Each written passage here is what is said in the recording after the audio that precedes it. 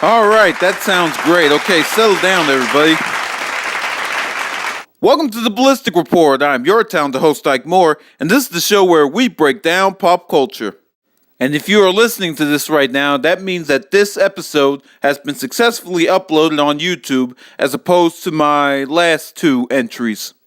Speaking of which, I decided to move my top 3 stories video to the last week of 2015. I think that would be a nice New Year's present for you guys. I don't even know if people give presents on New Year's, but you know what? I'm going to. First things first, special congratulations to Kim and Kanye, who had their son last Saturday. Saint West is the child's name, and I hope the next generation is ready for their Kanye. Because if he's anything like his father, we're in for a ride. We also have some other stories to get into, so without further ado, let's get started, shall we? As I'm recording this, all of our popular TV shows are on break, and I thought this would be a good time to recap how the shows have been doing so far and where they're going from here.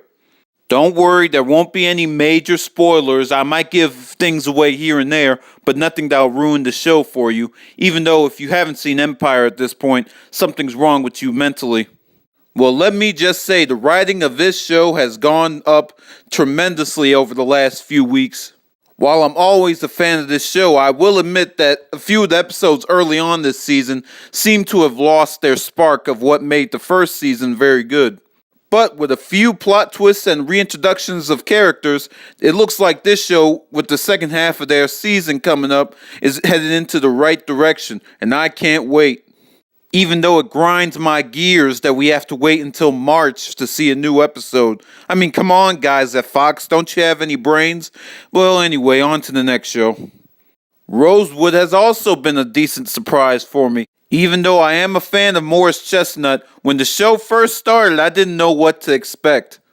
Some of the dialogue seemed a little corny, some of the cliches were becoming a little bit too much, but they managed to squeeze out a few good stories, so I'm real excited to see what the second half of their season has to offer.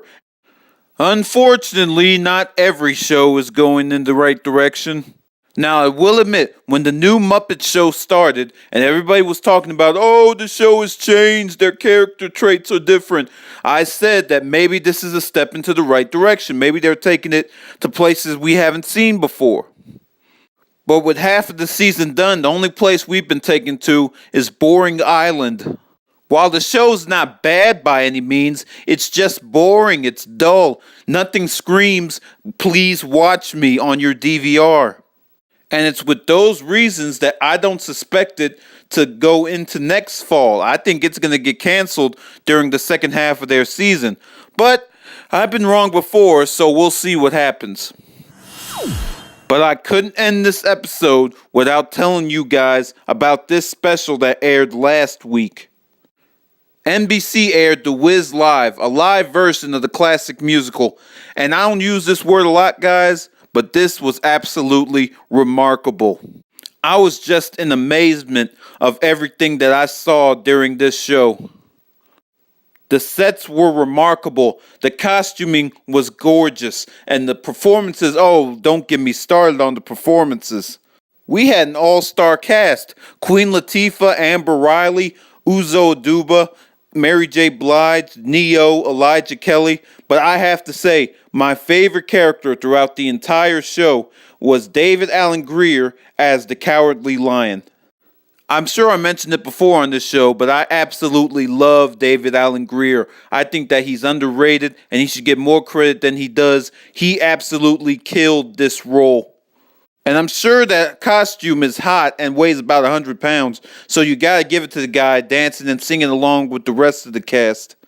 I also enjoyed Shanice Williams as Dorothy. She's a newcomer to the scene, and she absolutely killed that role as well, and I predict big things for her future. So if you missed it, don't worry, the DVD is coming out in about a few weeks from now, I believe the 21st or 22nd of this month.